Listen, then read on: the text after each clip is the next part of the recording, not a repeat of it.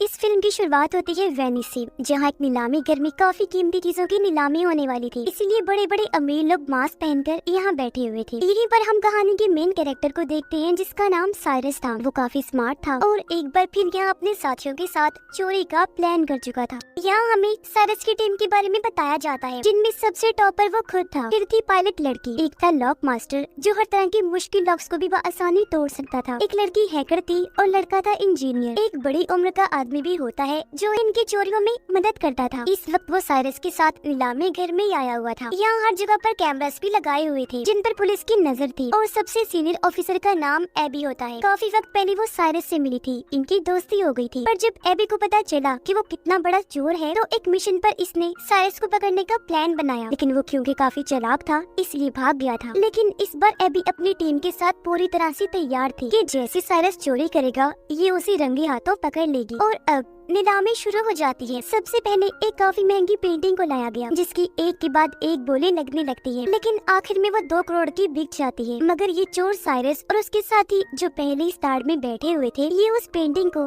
Customer तक पहुंचने से पहले ही चोरी कर लेते हैं और उसी ब्लैक मार्केट में उसी दाम 2 करोड़ में बेच भी देते हैं। जिसके बाद बारी आती है सबसे खास किस्म की चीज की, जिसका नाम NFT था। और क्योंकि इसको बनाने वाला क्रिएटर अपनी पहचान बताना नहीं चाहता था, इसीलिए उसने चेहरे पर मास्क लगाया हुआ था। अब इस क्रिएशन NFT में तकरीबन 200 कैमरास लगे हुए थे, जो वीडियो रिकॉर्ड करके बहुत अच्छी वीडियो एडिट करके देते थे। अब इसकी नीलामी शुरू हुई। 1.5 से 2 से 2.5 करोड़ हुई ही थी कि तभी यहाँ हैकर अपना काम करती है। वो एक बटन दबाकर लिफ्ट कहती है। ऐसा होते ही वहाँ की सारी लाइट्स बंद हो गई, धमाके होने लगी तो हर तरफ अफरा तफरी मच जाती है। अब जहाँ अमीर लोग भागने का सोच रहे थे, तो यहाँ साइरस अपना काम करता है। जो 2.5 करोड़ की बोली लगी थी, वो खुद साइरस ने लगाई थी। इसलिए वो अब NFT के क्रिएटर के पास आया, कहता है कि आप मेरे ठिकाने पर ही आ जाओ, NFT भी वहीं लेनी जाएगी और पैसे भी हम वहीं दे देंगे। अब ये सारी चीजें ऊपर बैठी एबी देख रही थी, पर साइरस और उसकी टीम जो यहाँ से भाग रही थी, उनके पीछे पीछे एबी और उसकी टीम पड़ जाती है। वो खास किस्म की कश्ती स्पीड बोर्ड में बैठ जाती है। पुलिस को चकमा देकर समंदर के बीच में आ गई। इन्होंने बैरियर्स खड़े कर दिए, जिससे पुलिस पीछे अटक गई और ये लोग यहाँ से आगे निकल जाते हैं। ये लोग अपने ठिकाने और शिप में पहुँचे, जहाँ ये NFT की लेन देन के बाद वो पार्टी करते हैं। एबी जो अभी भी छानबीन कर रही थी, वो नीलामी में आए लोगों की वीडियो बड़े गौर से देख रही थी। उसकी नजर साइरस के साथी हेल्पर पर गई, जो अभी भी वही था। इसलिए ये लोग उस तक पहुंचकर उसे पकड़ लेते हैं। उधर पता चला कि इन चोरों ने जब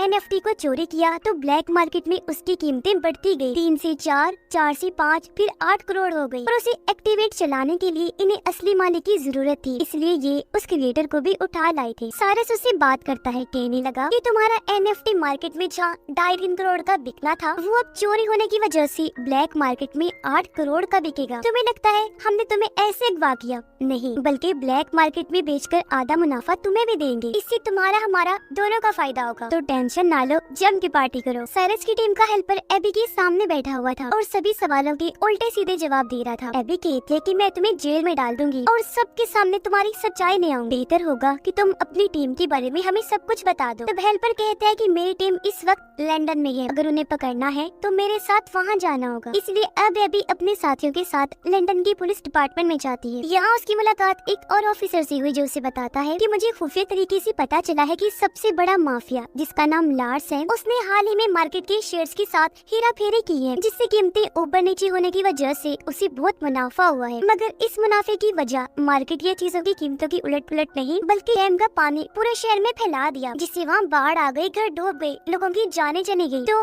इस वजह से मार्केट के साथ ये सब हो पाया। और अब लार्स बिल्कुल ऐसा ही एक दूसरे शहर के साथ भी करने वाला है, जिसमें लार्स के साथ साथ एक और काफी बड़ी माफिया भी शामिल है। और ये काम वो दोनों अगले 2 महीने में अंजाम दे देंगे। लार्स उस माफिया को पहले पेमेंट करेगा। वो पैसे नहीं, सोना होगा, वो भी 1-2 किलो नहीं, बल्कि पूरे 10 टन। और अब उनकी इस डील को तोड़ने और पेमेंट रुकवाने के लिए मुझे तुम्हारी जरूरत है। तो ऑफिसर बताता है कि हमें एक ऐसे बंदे की तलाश है जो चोरों की तरह ही सोचकर चोरों को पकड़ सके। जाहिर है इस काम के लिए हमें किसी मास्टरमाइंड चोर की जरूरत है। और वो कौन है तुम अच्छे से जानती हो, साइरस। जिस पर एबी फौरन बोली, नो नो नो सर, जैसा आप सोच रहे हैं वैसा कुछ नहीं हो सकता। आप चाहते हैं मैं साइरस के पास जाकर उसे मदद मांगूं और वो भी हमारी मदद करने को तैयार हो जाएगा? कभी नहीं, नामुमकिन है ये। तब ऑफिसर कहते हैं कि तुम्हें कैसे भी करके उसे मनाना होगा, ताकि हम लार्स को रोक सके। इस पर अभी मान गई।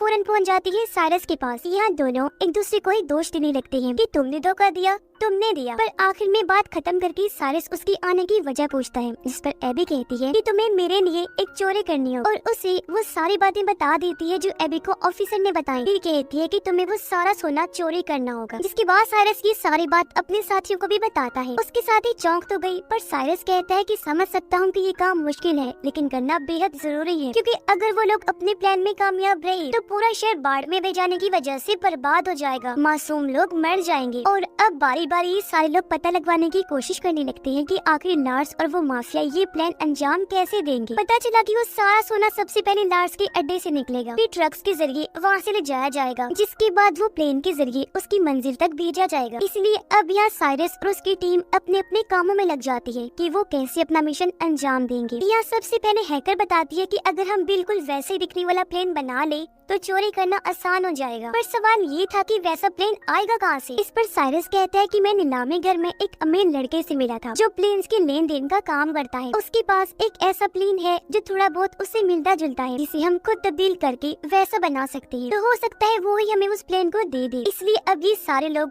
उस प्लेन डीलर के पास पहुँच जाते, जो इन्हें वही आलिशान प्लेन दिखाता है। ये काफी खूबसूरत भी था, लेकिन इसे उड़ाना मना था, क्योंकि इसमें कई सारे एलईडी ग्लास लगे हुए थे, साथ ही बहुत ज्यादा शोर भी था। इसलिए डीलर अपना प्लेन देने से मना कर देता है। लेकिन एबी उसे ये बता देती है कि मैं पुलिस वाली हूँ, इस तरह के प्लेन्स रखना वैसे भी गैर कानूनी है, और अगर तुमने ये हमें ना दिया तो जेल की हवा खाओगे। जिस पर आखिर वो मान ही जाता है। अब प्लेन तो मिल गया था, तो अगला सबसे बड़ा मसला ये था कि रडार पर हेरा फेरी कैसे की जाए, जिसके लिए इन्हें बनाना होगा PSI, जो इस तरह के सिग्नल्स बनाएगा जिससे हालांकि हवा में 2 ही प्लेन्स उड़ रहे होंगे, मगर वो सिग्नल सिर्फ एक ही प्लेन दिखाएगा। लेकिन यहाँ एक छोटा सा मसला था, मतलब जब इन दोनों प्लेन्स को एक दूसरे के ऊपर नीचे करेंगे तो कुछ वक्त के लिए रडार पर ये दोनों ही प्लेन्स नजर आएंगे, जो हेडक्वार्टर में बैठे हुए लोग देख लेंगे। इसलिए इन्हें वहाँ अपने किसी खास आदमी को बिठाना था। जिस पर एबी कहती है कि एयरपोर्ट पर मैं एक ऑफिसर को जानती हूँ जो मेरा दोस्त है, वो हेडक्वार्टर में ही बैठा होता है, तो हमारा काम वो कर देगा। इसलिए ये अब उस ऑफिसर से जा मिले जो व्हील चेयर पर था। इन्होंने अपनी बात रखी, जिसके लिए वो साफ साफ मना कर देता है कि सॉरी, मैं ये काम नहीं करूँगा क्योंकि इसमें चोरी शामिल है। नहीं, बिल्कुल नहीं। पर तभी साइरस कहता है कि मैं इस काम के बदले तुम्हें 10 लाख दूंगा, जिसके लिए वो ऑफिसर मान गया। तो ये सारी टीम अपने अपने काम पर लग जाती है, और इस प्लेन को ये लोग बदलने में लग जाते हैं, मतलब कि रंग वगैरह करते हैं ताकि ये दूसरे प्लेन की तरह लगने लगे। जिसके बाद PSI की मशीन बनाई जाती है जो सिग्नल्स में हेरा फेरी करेगी, पर उसका साइज बड़ा लग रहा था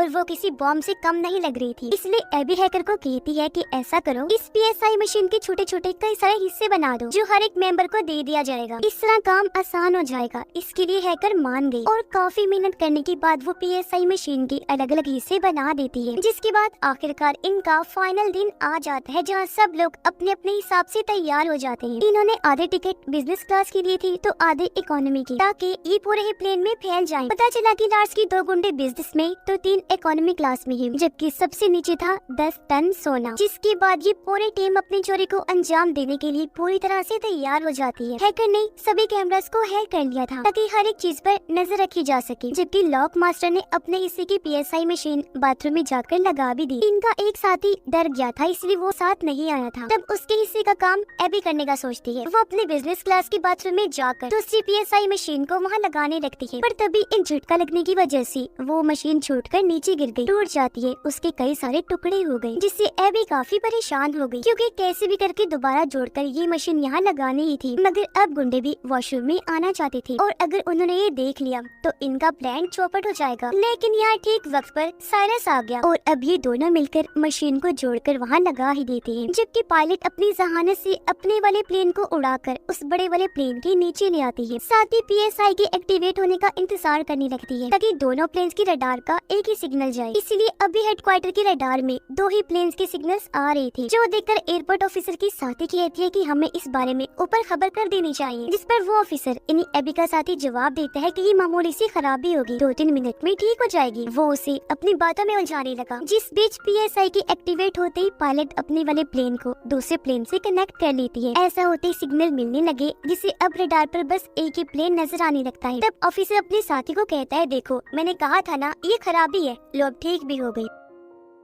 अब उधर लॉक मास्टर नीचे वाले एरिया में पहुंचता है जहाँ सोने वाली तिजोरी पड़ी हुई थी। वो अपनी हाईटेक मशीन को तिजोरी पर लगाकर उसका लॉक तोड़ने की कोशिश करता है, पर इस बीच गुंडों को शक हुआ, इसीलिए वो अपने सोने तक पहुंचने की कोशिश करने लगते हैं। इस बात की खबर जैसी साइरस को हुई, वो उन्हें रोकने में लग जाता है, जिससे उन सब चोरों की लार्ड्स के गुंडों से लड़ाई शुरू हो जाती है। इनकी जबरदस्त हाथापाई होने लगती है। चलते हुए प्लेन में ये लोग लड़ रहे थे। अब झटके लगने की वजह से पायलट को लगता है जैसे प्लेन में कोई गड़बड़ी है, इसलिए वो फौरन हेडक्वार्टर में खबर करता है। तब एबी का साथी ऑफिसरों से कहता है कि मौसम खराब है, इसलिए आपको पास ही के हवाई अड्डे पर प्लेन को उतारना होगा। तब उसकी बात मानकर पायलट प्लेन को उतारने लगता है, पर ये जगह प्लेन को लैंड करने के लिए छोटी थी, जिस वजह से उसे हालांकि काफी मुश्किलात का सामना करना पड़ता है, लेकिन वो जैसे तैसे प्लेन को उस छोटे से हवाई अड्डे पर उतार ही लेता है। इसलिए अब साइरस की पायलट साथी भी प्लेन को वहाँ लैंड करवा लेती है। पर इस बात का लार्स को भी पता चल गया था कि हमारा प्लेन हाईजैक हो गया है। जहाँ उसे लैंड करवाना था वहाँ होने की बजाय कहीं और करवा दिया गया है। इसलिए लार्स अपने साथियों को कहता है कि जिसने भी मेरे सोने को मुझ तक पहुँचने से रोका है उन्हें खत्म कर दो या फिर मेरे पास लेकर आओ। उधर लॉक मास्टर साइरस से माफी मांगता है कि प्लीज मुझे माफ कर दो, मैं टाइम के अंदर अंदर लॉक तोड़कर सोना नहीं चुरा पाया। अब ये सोना गुंडों और इनके हेड माफिया लार्स के हाथ लग जाएगा और ये अपनी खतरनाक डील कर लेंगे। अब इनके पास और कोई रास्ता नहीं था, इसलिए गुंडों के साथ सोने समेत ये लार्स के पास जाने लगते हैं। इन्हें प्लेन के जरिए इनकी पायलट ही ले जा रही। उधर लार्स के पास वो माफिया भी आ जाती है। वो चाहती थी कि डील होते ही जल्द से जल्द शहर में बाढ़ आ जाए, ताकि मार्केट के शेयर्स ऊपर नीचे होने से दोनों को ही फायदा हो। लेकिन उस माफिया को भी पता चल गया था कि जिस प्लेन के जरिए इनका सोना आ रहा था वो हाईजैक हो गया है। पर लार्स उसे समझाता है कि मेरे गुंडों ने सूरत हाल को अपने कंट्रोल में कर लिया है, माल आपको मिल जाएगा, बस डील को कैसे भी करके आज के आज ही फाइनल करना। उधर प्लेन में अभी भी लड़ाई हो रही थी, जिस वजह से पीसीआई के सारे हिस्से बर्बाद हो गए। ऐसा होने से अब हेडक्वार्टर की रडार में दोनों प्लेन्स दिखने लगते हैं। तब प्लेन को ट्रेस करके गवर्नमेंट अपने फाइटर जेट्स को प्लेन के पीछे भेज देती है हमला करने के लिए। लेकिन यहाँ साइरस और पायलट अपना दिमाग लगाते हैं। वो प्लेन को उल्टा करके लिख देते हैं कि इसमें लोग हैं, इसलिए हमला ना किया जाए। इसीलिए फिलहाल वो फाइटर जेट्स उन पर हमला नहीं करते, बल्कि पीछा करने लगते हैं, ताकि जब ये प्लेन लैंड हो तो पुलिस वहाँ जाकर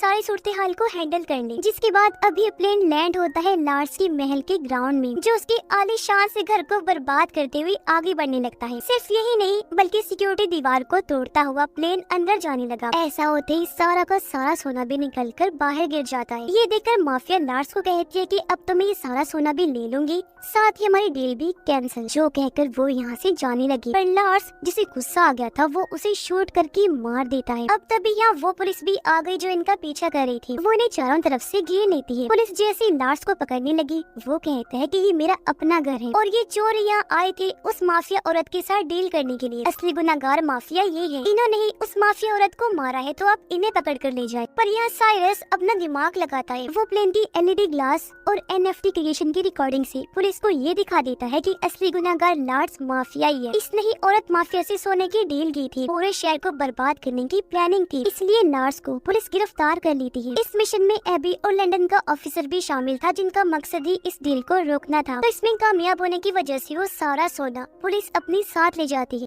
एबी साइरस की टीम का हिस्सा बन जाती है। यहाँ पता चला कि एबी जब बच्ची थी तो उसे एक पेंटिंग काफी पसंद आ गई थी, जो अब साइरस उसे गिफ्ट करने का सोचता है, ताकि एबी उससे मुतासिर हो जाए और ये लोग फिर से एक हो जाएं। जिसके बाद यहाँ सबसे बड़ी बात सामने आती है। असल में लॉक मास्टर ने सारा सोना वहाँ से निकाल लिया था। वहाँ असली सोने की बजाय नकली सोना रख दिया था और इस तरह करके दिखाया जिससे वो तिजोरी तोड़ने में कामयाब नहीं हुए। यानी कि जो सोना पुलिस के हाथ लगा था वो सिर्फ सोने जैसे दिखने वाली लोहे की ईंटें थी, जबकि असली सोना तो उसी वक्त आसमान से गायब कर दिया गया था और ये लोग उसे अपने ठिकाने पर भिजवा चुके थे। यानी ये चोर एक बार फिर अपने मास्टरमाइंड की वजह से इतनी बड़ी चोरी अंजाम देने में कामयाब रहे थे। ये लोग फिर अपना सोना लेने के लिए जाते हैं।